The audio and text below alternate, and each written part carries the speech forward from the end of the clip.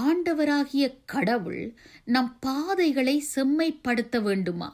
வேதத்தின்படி நாம் செய்ய வேண்டிய மன்றாட்டு. அப்பா, நம்மை தாயின் கருவில் உருவாக்கி நம் உட்காருதலையும் எழுந்திருப்பதையும் நம்முடைய நடத்தைகள் ஒவ்வொன்றையும் அறிந்திருக்கும் தெய்வமே, நம் சொந்த புத்தி சொந்த ஆற்றலை சார்ந்து வாழாதபடி நம் முழு இருதயத்தோடும் முழு பலத்தோடும் முழு மனதோடும் உம்மை மட்டும் நம்பி வாழ உதவி செய்யும்.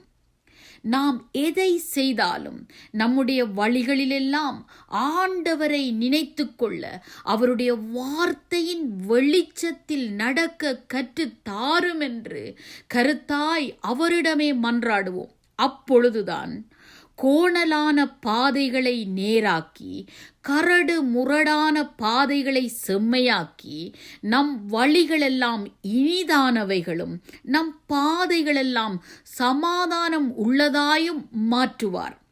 நாம் பயமின்றி அவர் வழிகளில் நடக்க முடியும். நம் கால்களும் இடராது என்று வேதம் நமக்கு தெளிவாய் சொல்லியிருக்கிறது.